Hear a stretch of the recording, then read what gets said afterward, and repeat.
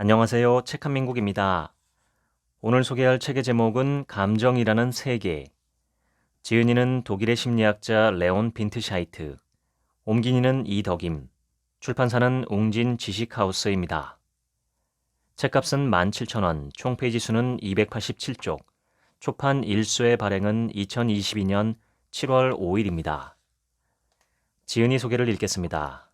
레온 빈트샤이트, 독일의 심리학 박사, 1988년에 태어났고 윈스터 대학교에서 심리학을 공부했다.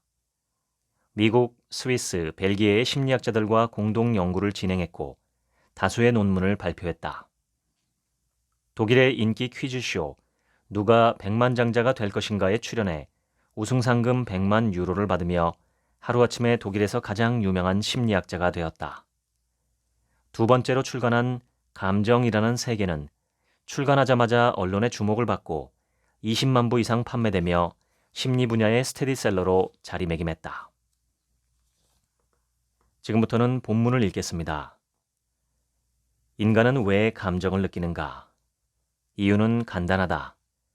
감정은 진화의 산물이기 때문이다. 높은 IQ나 지능이 인류를 독보적인 존재로 만들 거라는 생각은 더는 합리적이지 않다.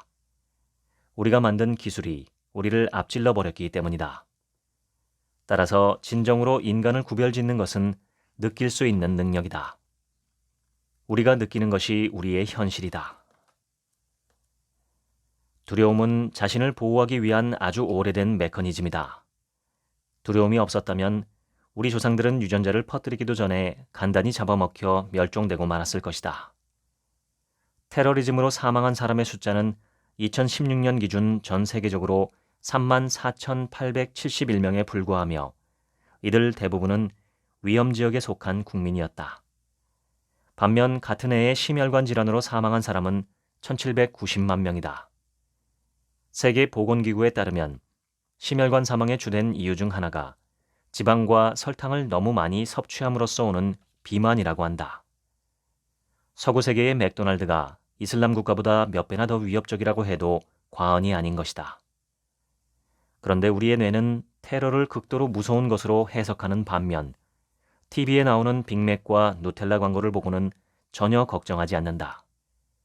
실제 위험의 정도와 관계없이 우리를 두렵게 하는 것은 다음의 세 가지다. 알 수 없는 것, 통제할 수 없는 것, 그리고 특이한 것. 테러는 이 세 가지 모두에 해당한다. 반면 빅맥 세트는 이 중 어디에도 해당하지 않는다. 자기계발서와 인생 코칭, 인터넷 블로그는 모두 같은 말로 우리에게 조언을 한다. 두려움을 이겨내고 싸워라. 하지만 이렇게만 생각하면 우리는 두려움의 장점을 간과하게 된다.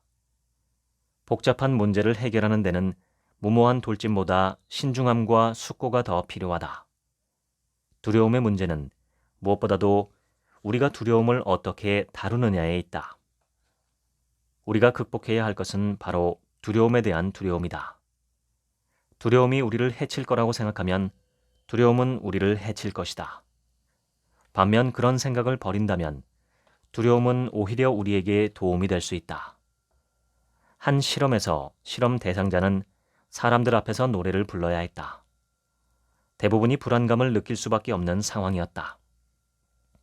이들은 마이크 앞으로 가기 전에 무작위로 두 그룹으로 나뉘었다. 한 그룹은 나는 두렵다 라고, 다른 그룹은 나는 신난다 라고 스스로에게 말하도록 했다. 이처럼 다른 언어가 환기시키는 감정은 분명 그 자체만으로도 효과를 발휘했다.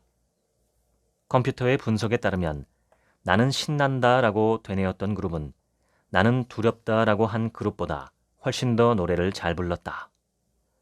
이 실험들의 핵심은 사실 신이 난 상태의 사람도 두려운 사람과 같은 수준의 두려움을 느꼈다는 것이다. 이들의 심장 박동을 측정한 결과도 같았다. 두 집단 모두 두려움을 느꼈지만 신이 난 사람들은 그 감정을 일종의 동기부여를 촉발하는 자극제로 받아들였다. 자극과 반응 사이에는 틈이 있다. 이 틈새에 우리가 어떤 반응을 보일지 선택할 수 있는 힘이 존재한다라고 정신과 의사이자 강제 수용소 생존자인 빅터 프랭클은 기록했다. 하나의 자극이 우리에게 두려움을 불러일으킬 때 우리는 우리가 어떻게 반응하는지 선택하고 결정할 수 있다. 이는 우리가 자신의 감정을 깨닫고 감정의 질문을 던지도록 도와준다. 지난 수십 년 동안의 치료 연구는 두려움에 직면하는 것이 실제로 두려움을 납작하게 때려눕힌다는 것을 보여준다. 고소공포증이 있는 사람들은 고층 건물 옥상 테라스 난간으로 강제로 걸어가도록 하는 치료를 받는다. 불안장애가 있든 없든 경험을 통해서 불안감은 줄어든다. 우리가 두려움을 허용하는 것이 중요한 이유는 바로 이 때문이다. 마음챙김에 기반을 둔 치료법은 수년 동안 연구의 대상이 되어왔으며 그 효과가 분명하다는 사실이 밝혀졌다. 마음챙김이란 현재 일어나는 일을 평가하지 않고 의식을 집중해서 지켜보는 것을 말한다. 이는 공포를 두려워하지 않고 경험하는 것을 의미한다. 긴장을 풀 필요는 없지만 자신의 두려움을 정직하게 느껴야 한다. 물론 그 과정이 불편할 수도 있다. 일상생활에서 마음챙김을 할 수 있는 가장 간단한 방법은 눈을 감는 것이다.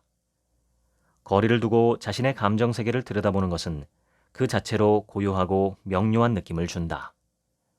마음챙김은 신경안정제의 반대편에 서 있다.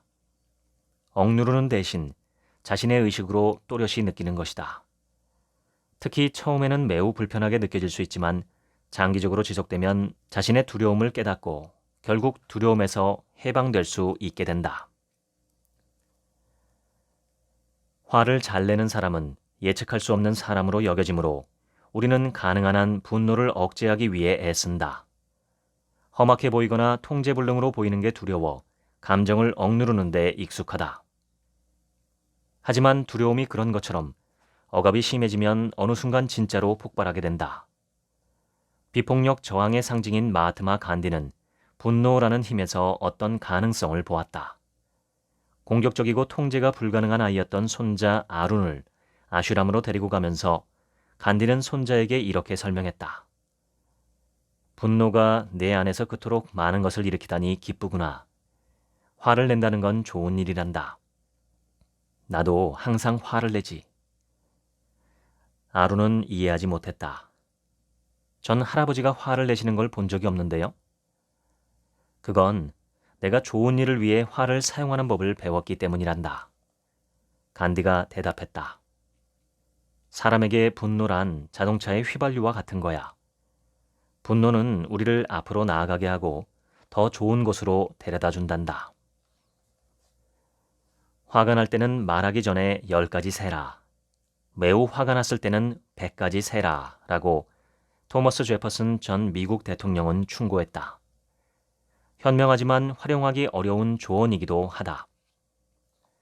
분노에 적절히 대응하기 위해서 우리에게는 매우 개인적인 접근 방식이 필요하다. 과학계의 새로운 접근법인 이른바 감정 쪼개기가 어느 정도 도움이 된다. 감정 쪼개기란 당신이 느끼는 것을 좀 더 주의 깊게 들여다보고 정확한 이름을 붙이는 것을 의미한다. 감정 쪼개기의 첫 번째 단계는 자신의 분노에 맞는 적절한 언어를 찾는 것이다. 우리는 언어를 통해 감정을 세분화할 수 있다. 2012년 한 연구팀은 연구를 통해 자신의 분노를 자세히 들여다보고 그것에 이름을 붙인 사람이 정확하게 느끼지 않은 사람보다 자극을 덜 받으며 공격성이 덜하다는 점을 발견했다. 또한 우울증이나 사회성 불안장애를 가진 사람들은 대체로 분노와 같은 부정적인 감정을 정확하게 묘사하지 못하는 것으로 나타났다. 어떤 것에 이름을 붙임으로써 우리는 그것들을 비로소 이해하기 시작한다.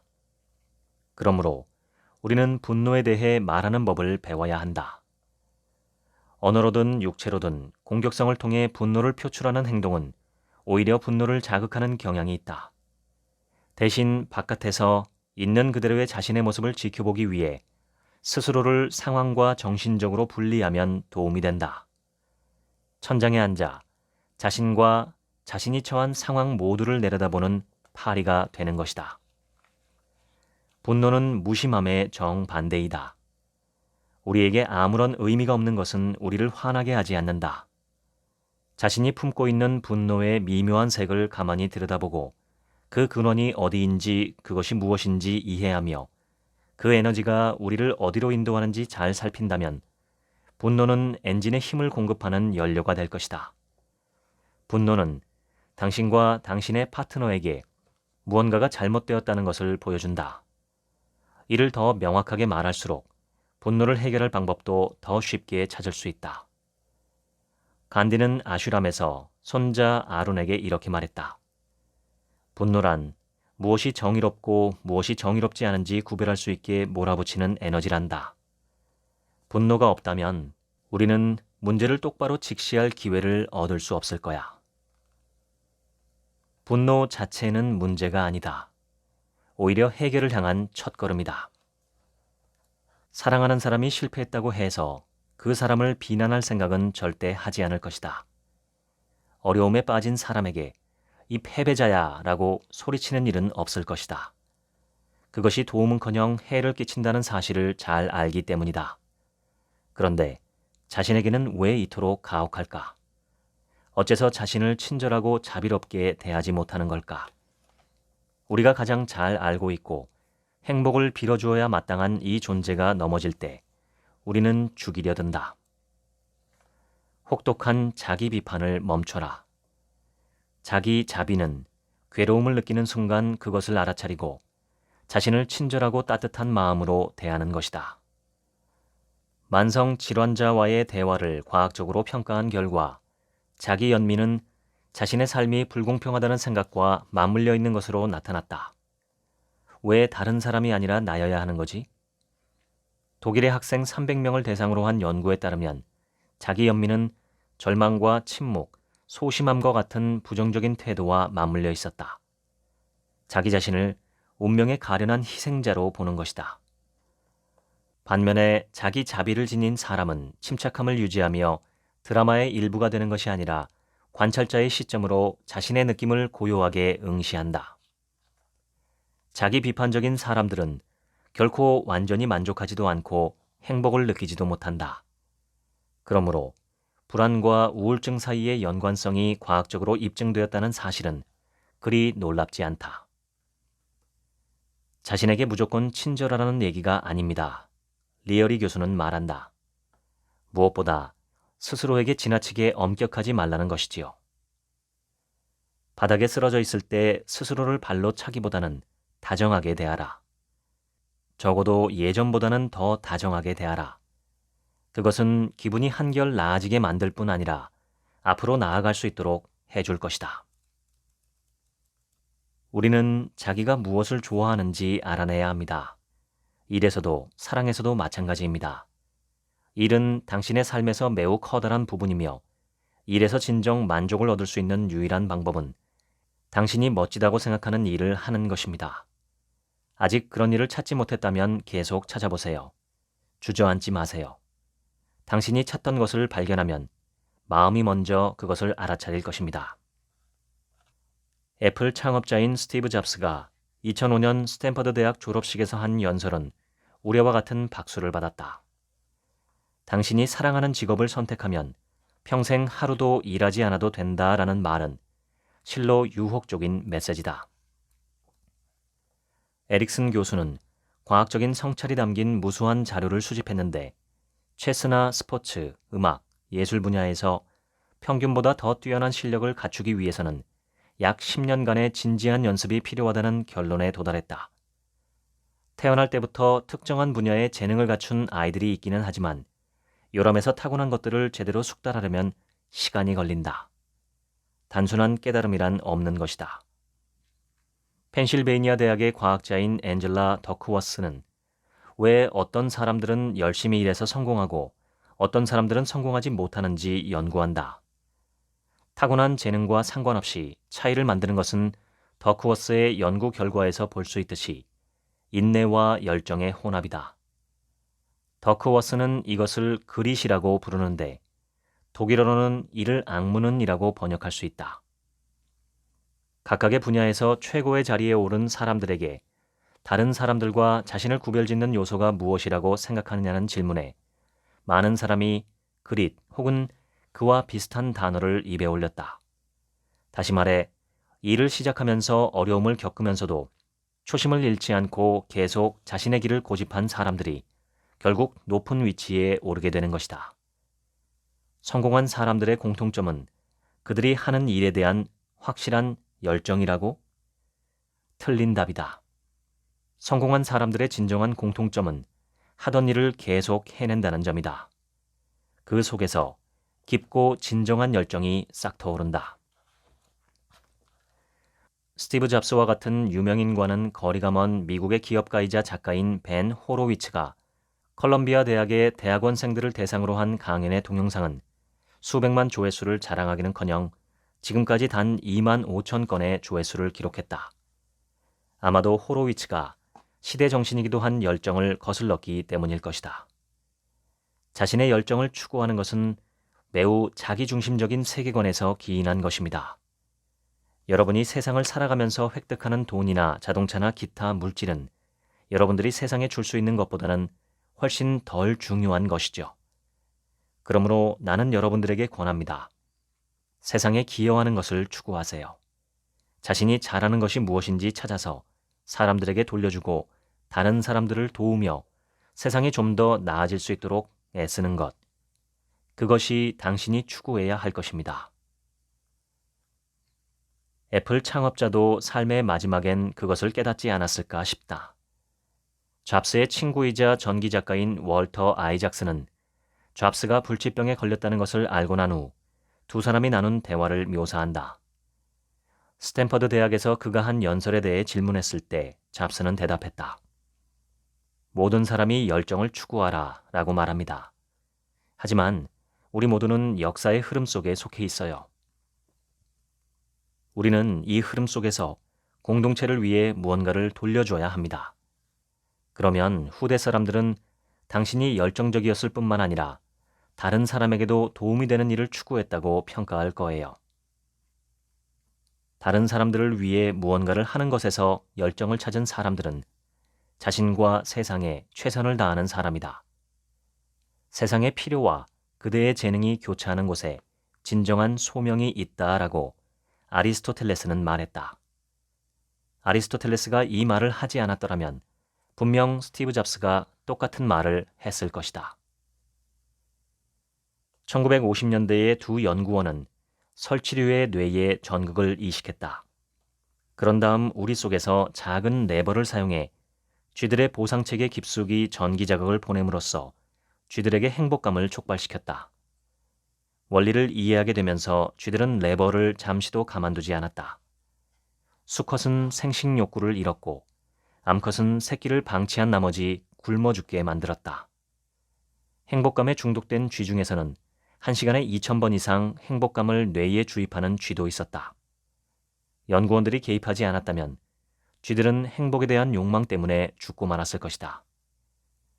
오늘날에는 이 기술이 매우 발달되어서 약물이나 행동요법도 소용없을 정도로 심각한 정신장애를 가진 사람들이 이와 비슷한 효과를 얻기 위해 행복 조율기라 불리는 장치를 뇌 안에 이식받는다.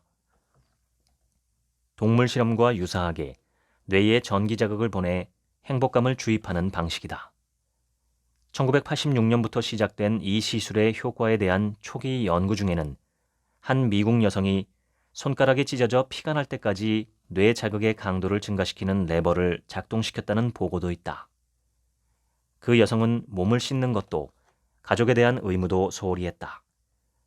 2013년에는 병원에서 몇 번의 테스트 치료를 받은 33세의 독일인이 퇴원을 하며 자극의 강도를 높여달라고 의사에게 간청하기도 했다. 쥐들과 똑같다고 할 수 있어요. 행복은 중독성이 있답니다. 뉴욕에서 신경과 전문의로 일하는 헬렌 메이버그 교수는 말한다. 환자들은 코카인 중독자처럼 행동합니다. 만약 어떤 것이 우리를 행복하게 하면 우리는 더 자주, 더 많이 그것을 느끼고 싶어하고 필요로 한다. 행복감을 느끼는 것은 너무나 근사하다. 그것은 뇌의 신경 전달 물질의 혼합으로 구성된다. 그 중에서도 가장 중요한 요소는 도파민이다. 새로 나온 운동화나 승진, 유산 상속이나 아이의 탄생 등 이 모든 것이 우리 두뇌 안에서 행복감을 촉진시킨다. 그 누구도 행복이 상실된 삶을 살고 싶어 하지 않겠지만 행복을 끊임없이 추구하는 것 또한 위험하다. 우리 모두는 새로운 휴대전화와 승진에서 얻은 지위, 새로운 사랑에조차 너무 쉽게 익숙해지기 때문이다. 그리하여 또다시 행복감을 느끼기 위해 다음번의 성공과 쾌감을 갈망한다. 이 영원한 행복 사냥은 심리적으로는 쾌락의 쳇바퀴를 끊임없이 달리는 것과도 같다. 행복을 추구하는 게 불행으로 이어질 수 있다는 것을 보여주는 많은 연구 자료가 있다. 행복을 느끼는 것이 나에게는 매우 중요하다. 이런 진술에 동의하는 사람은 대체로 일상생활에서 외로움을 느낀다.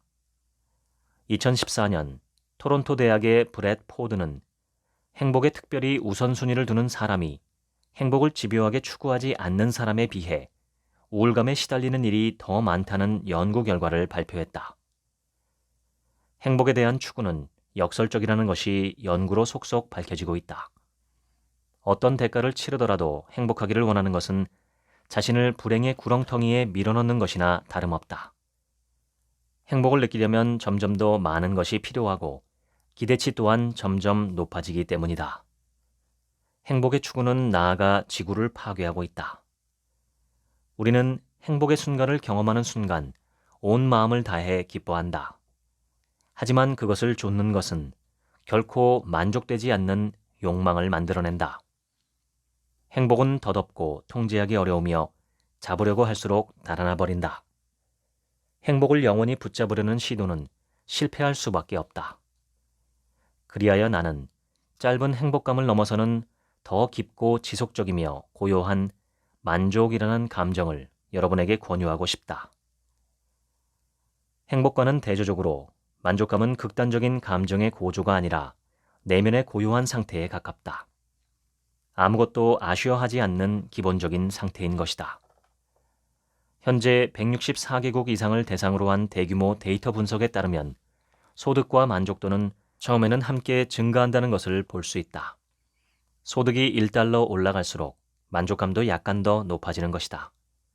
하지만 평균적으로 연간 가계소득 9만 5천 달러가 되면 증가하던 만족감이 상승을 멈춘다. 이런 현상은 어디에서나 마찬가지다.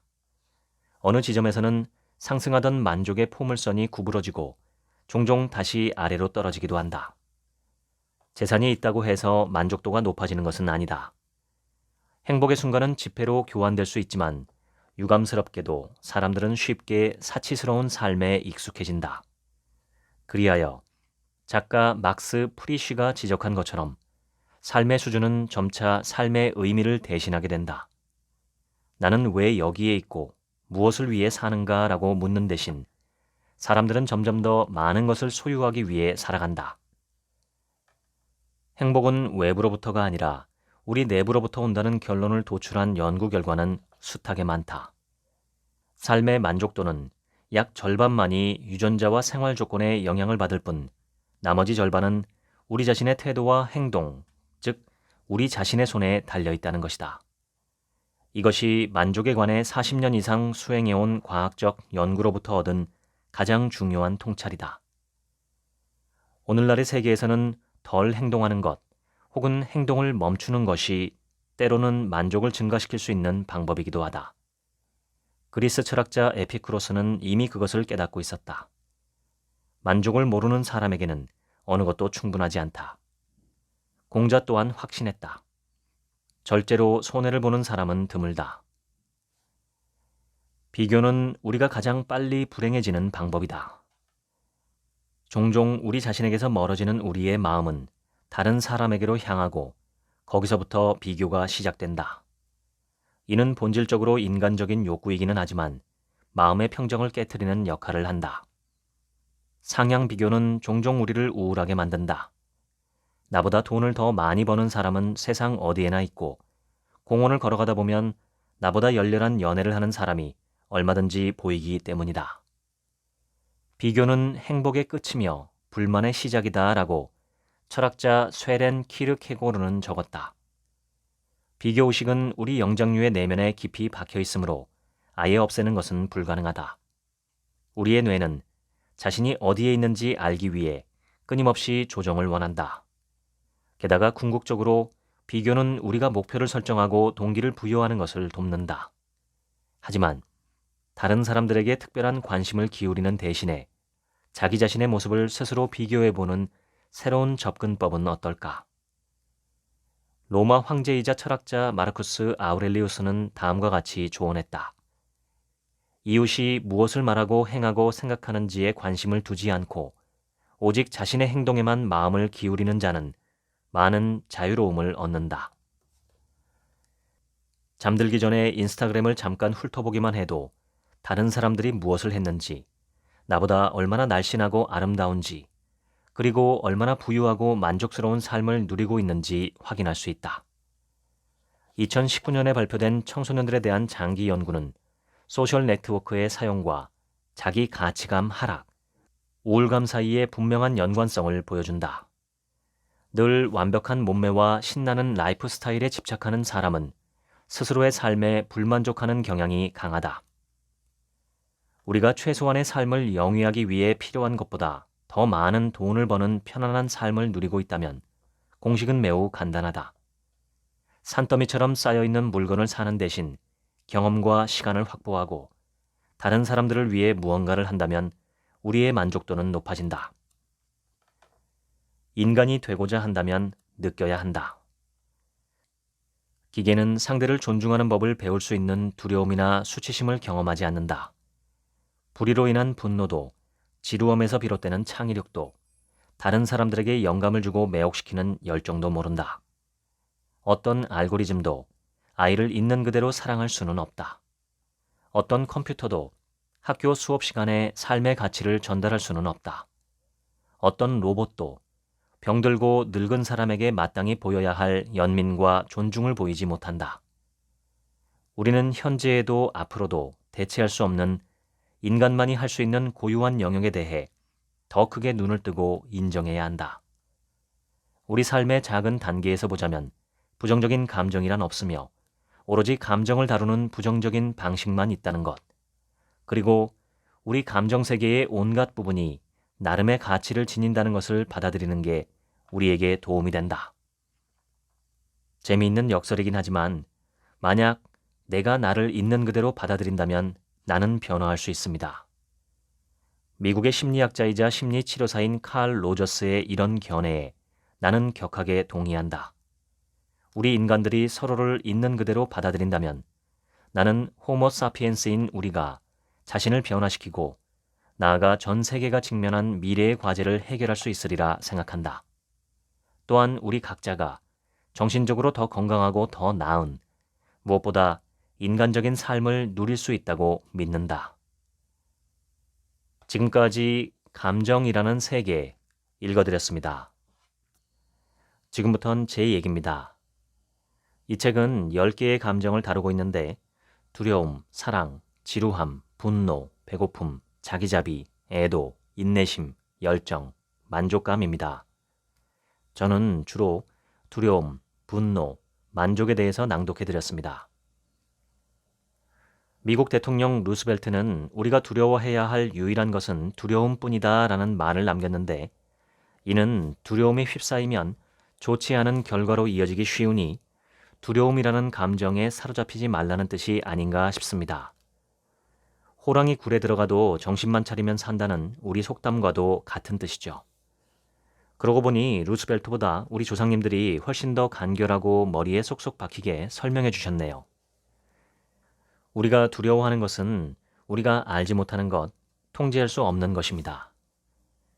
죽음이 두렵지 않다고 말하는 사람들은 많이 있지만 실제로 죽음에 임박했을 때 사람들은 무척 두려워한다고 합니다. 이 외에도 우리가 일상생활에서 두려워하는 것들은 무척 많습니다. 두려움이라는 단어로 표현하기 애매한 것들은 염려나 걱정, 스트레스 등으로 느끼기도 합니다. 제가 좋아하는 두려움 대처법은 항복입니다. 일어나지 않기를 바라는 두려운 결과가 일어났다고 상상하고 그 결과를 진심으로 그냥 수용해버리는 것입니다. 이것은 얼핏 패배주의나 무력감 같아 보이지만 실제로 이런 수용을 하면 그때부터 그 두려움의 대상이 더 이상 두렵지가 않습니다. 이것은 무서운데도 안 무섭다고 큰소리치는 것과는 다릅니다. 세상과 인생에 내 힘으로 통제 불가능한 부분이 있다는 것을 마음 깊이 인정하고 받아들이는 것이죠. 내가 원치 않는 두려운 결과가 오는 한이 있더라도 나는 그것을 감수하고 받아들이겠다라고 각오하는 순간 큰 용기가 마음에서 솟게 됩니다. 살고자 하면 죽을 것이요, 죽고자 하면 살 것이라는 금언과도 그 뜻이 같다고 생각합니다. 생명 있는 존재가 가장 두려워하는 것은 죽음이죠. 인간이나 동물이나 마찬가지입니다. 특히 사랑하는 가족들의 죽음을 두려워하지요. 돌아가신 송혜 선생님은 외아들이 20대 때 한남대교에서 오토바이 사고를 당해 먼저 세상을 떠나는 참척의 고통을 겪었다고 합니다. 응급실에서 아들이 남긴 마지막 말은 아버지 저 좀 살려주세요 였다고 하죠. 아들을 보내고 송혜 선생님은 그 후 평생 한남대교를 건너지 않았다고 합니다. 지금은 아들 곁에서 편히 영면하시기를 바랍니다. 이렇게 갑작스러운 사고나 질병을 제외하면 우리는 대체로 늙어서 죽게 됩니다. 늙음이라는 것은 사실 천천히 이루어지는 죽음과도 같은 것인데 그래서 젊음을 유지하려고 모두가 발버둥 치죠. 과학이 발달하면 죽음마저도 극복할 수 있게 될 것이라는 예측도 있습니다. 특이점이 온다라는 책에 있는 내용입니다. 그 시기가 2045년이라고 하는데 불과 23년 후입니다. 그때 불사가 시작되고 죽음이라는 현상이 소멸될 수도 있겠지만 그 전까지는 우리 모두 죽음이라는 근본적인 두려움을 안고 살아갑니다. 언제 어떤 모양으로 맞이하게 될지는 몰라도 한 번은 꼭 맞이할 수밖에 없다는 점만은 확실하죠. 그러니 죽음을 기정사실화하고 두려움이 발생할 때마다 한 번 죽을 때만 두려워하겠다. 그 전에 사는 동안에는 어떤 것도 두려워하지 않고 살겠다는 담담한 용기를 내시면 어떨까 합니다. 바로 그것이 용감한 자는 한 번 죽지만 겁쟁이는 여러 번 죽는다는 속담의 뜻이 아닐까요? 이번 추석에 아버지와 밥을 먹다가 뜻밖의 이야기를 들었습니다. 무함마드 알리가 제 생명의 은인이라는 것입니다. 갑자기 이게 무슨 말씀인가 하고 들어보았습니다. 수십 년 전 전설적인 권투 선수 무하마드 알리의 시합 중계 방송이 있는 날이었다고 합니다. 그때 저는 젖먹이 어린아이였는데 당시 대부분 가정에 전화는커녕 TV도 없던 시절이라 시합 중계를 보려면 다방에 가서 차 한잔 마시고 보았다고 합니다. 그날 아버지는 시합을 보려고 친구들과 다방에 갔었는데 다방 직원이 시합이 취소되었다고 이야기해서 돌아 나왔다고 합니다. 평소라면 포장마차에서 친구들과 한잔 하고 왔겠지만 그날은 어쩌다 보니 그냥 귀가했는데 집에 돌아와 보니 어머니와 누나와 제가 연탄가스에 중독되어 의식이 없는 상태였다고 합니다. 그래서 급히 옆집 살던 지인을 불러 아버지는 저와 누나를 안고 그 지인분은 어머니를 업고 20여 분을 뛰다시피 걸어 병원으로 가서 살렸다고 합니다. 그날 무하마드 알리의 시합 중계 방송이 취소되지 않았더라면 저를 포함한 세 사람은 꼼짝없이 저승객이 되었을 것이니 무하마드 알리가 제 생명의 은인이라는 얘기였습니다. 처음 듣는 이야기라 알리의 경기 중에 취소된 경기가 언제 있었는지 검색해 보았는데 찾지는 못했습니다. 경기 취소가 아니라 중계방송 취소였을 수도 있겠고 기타 정확한 사실관계는 알 수 없지만 보려던 권투 경기를 볼 수 없게 되어 일찍 귀가한 덕에 세 식구가 살 수 있었던 사실은 틀림없는 듯합니다. 사람 목숨이 이렇게 별일 아닌 일에 왔다 갔다 하기도 하는 걸 보면 새삼 우리가 오늘 살아 숨쉬고 살아간다는 것이 기적에 가깝도록 감사해야 할 일이 아닌가 싶고 수십 년 전 죽을 뻔했었다는 사실을 까맣게 모르고 지금까지 잘 살고 있는 저를 보면 감사하기도 하고 그렇습니다. 가장 두려운 죽음마저 진심으로 수용하면 그 후부턴 하루하루가 더욱 의미 있고 고맙게 됩니다. 오는 데는 순서가 있어도 가는 데는 순서가 없다고 하죠. 우리 모두는 당장 내일 어떻게 될지 모르며 살아갑니다. 100년도 못 사는 인간이 1000년의 근심을 안고 산다는 말도 있는데 사실 이것은 우리의 정신이 우리 육체보다 훨씬 더 방대한 잠재력을 갖고 있는 그 증거가 아닐까 합니다. 어떤 일이든 두려운 마음이 든다면 속으로 죽기밖에 더 하겠나? 이렇게 생각해 보시면 좋겠습니다. 언젠간 모두가 죽을 것인데 나도 죽을 것인데 어차피 죽을 것 조금 일찍 당겨졌다고 뭐 그리 억울한가 하고 말이죠. 특히 저는 아기 때 저승객이 될 뻔한 것을 지금까지 수십 년을 더 살고 있었으니 얼마나 감사하고 고마운 덤의 목숨인지 모르겠습니다. 분노는 역사적으로 인류 발전에 큰 공을 세운 감정입니다. 분노했기에 혁명을 할 수 있었고 민주주의나 인권도 짓밟힌 자들의 분노로부터 시작했죠. 분노하라라는 제목의 책도 있었습니다. 분노해야 할 때 분노하는 것은 어쩌면 지극히 건설적이고 당연한 것인지도 모릅니다. 분노해야 할 때 분노하지 않으면 노예처럼 살게 되는 경우도 많기 때문이죠. 다만 개인적 차원에서의 분노는 우리에게 해만 끼칠 때가 많습니다. 저도 속으로 분노를 감추며 살던 사람이었습니다. 분노의 대상과 종류와 내역도 다양했죠. 저뿐 아니라 많은 사람들이 이처럼 분노를 속에 감추고 싸우며 살아갑니다. 그 결과 우라통이 터지고 화병이 나고 중병에 걸리죠. 저는 2021년에 최악으로 겪었던 아토피도 이런 마음속에 분노가 일으킨 병이 아닐까 싶습니다. 분노가 사라진 계기는 명상 수업이었는데 선생님과 분노에 대해서 하나하나 분석해 들어갔을 때 마치 원자 속이 텅 빈 공간인 것처럼 분노의 실체가 없다는 것을 발견했습니다. 저는 분노해야 마땅한 일이라고 생각하고 분노를 품고 있던 일들도 하나하나 따지다 보니 사실 분노할 일이 아니었습니다. 처음엔 이 사실을 인정하고 싶지 않아서 선생님과 격하게 논쟁을 벌이기도 했지만 돌아서서 혼자 생각해 볼 때 선생님 말씀이 맞다는 생각이 자주 들었습니다. 화낼 만한 일이 아닌데도 화를 내며 그 화에 내 정신과 마음과 삶이 볼모 잡혀 있었다는 것을 깨달았을 때 저 스스로가 참 어리석게 느껴졌고 허탈했었습니다. 화라는 것은 본질적으로 세상이 내 뜻대로 되기를 바라는 헛된 욕망에서 비롯했다는 점을 느꼈고 그 마음을 내려놓자 온 세상이 평화롭게 보였습니다. 화를 어떻게 다루느냐에 따라 내 삶의 질이 천국에서 지옥으로 왔다 갔다 한다는 걸 절실하게 깨달았습니다. 분노에서 해방된 삶은 평생 처음 경험해 보았는데 그 평온함과 고요함이 놀라웠습니다. 분노가 사실은 나를 죽이고 있었다는 점도 알게 되었죠. 한 번 그것을 깨닫자 두 번 다시 예전으로 돌아갈 수가 없었습니다. 요즘처럼 두려움과 분노로 인한 스트레스가 팽배한 세상에서 저는 명상과 마음 챙김을 비롯한 정신 문명이 점점 더 큰 역할을 하게 되리라고 생각합니다. 만족하는 사람은 행복한 부자입니다. 만족하지 않으면 천만금을 갖고 있어도 가난한 사람입니다. 끊임없이 결핍감을 느끼는 것, 그것이 가난의 속성이 아닐까 싶습니다. 부자라는 것은 지금 나의 소유물이 나의 필요에 충분하다고 느끼는 마음의 태도를 가리킵니다.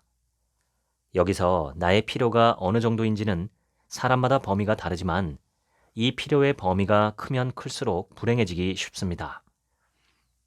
요즘은 인플레가 심해서 밖에 나가 비빔밥 한 그릇을 먹으려고 해도 9,000원, 10,000원은 줘야 합니다.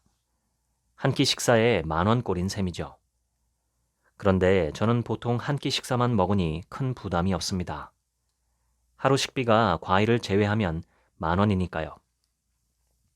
과일도 제철 과일 위주로 적당한 양을 먹으면 한 끼에 3, 4,000원 정도고 그것까지 포함해도 하루 식비 15,000원 정도입니다. 물론 누군가와 만나서 식사를 대접할 때는 더 비싼 음식을 대접하기도 하고 이야기를 하기 위해 커피숍에 갈 때는 거기서 커피를 사서 마시기도 하지만 평소에는 아침에 먹는 봉지 커피 한 잔과 과일 식사 한 끼, 그리고 점심에 비빔밥 한 끼 정도면 저는 하루 먹는 양으로 충분히 만족합니다. 더 비싸고 맛있는 것을 찾아 먹고 싶은 욕구가 사라지고 있습니다. 식욕으로부터 반쯤은 해방된 느낌인데 이 해방감이 정말 좋습니다. 만족은 언제 어디서든 즉시 취할 수 있는 마음의 태도입니다. 이런 마음의 태도는 퇴행과 정체를 부르지 않고 오히려 발전과 성장의 디딤돌이 된다는 사실도 심리학의 연구에서 밝혀지고 있습니다. 감사하고 만족할 때 더 용수철처럼 성장할 수 있다는 것이죠. 반대로 더 가지려고 조바심을 내고 초조해하고 불만스러워할 때 상황은 더 나빠질 가능성이 크다고 합니다. 이 방송을 들으시는 모든 분들이 항상 감사하고 만족하며 두려움과 분노 없이 사시게 되기를 기대합니다. 저도 아직 그렇게 살지는 못하고 있지만 방향성만은 그쪽을 향해서 가고 있습니다. 인공지능이 우리 인간의 지능을 넘어서고 있다고 세상은 얘기합니다. 이것이 지나가면 아마도 인공 감정이 등장하지 않을까 생각합니다. 그리고 인공 의지까지 등장하죠. 그러면 인공 인간, 즉 인조인간이 완성되는 셈입니다. 지능과 감정과 의지를 가진 인간, 그런 인간이 나왔을 때 우리는 어떤 인류가 될까요? 이미 그 시대가 목전에 도래했습니다. 이럴 때일수록 저는 우리가 더 인간다운 인간이 되면 좋겠습니다. 인간다운 인간으로 살아가시기를 응원하고 기대합니다. 지금까지 책 한 민국의 하루치 생각이었습니다. 감사합니다.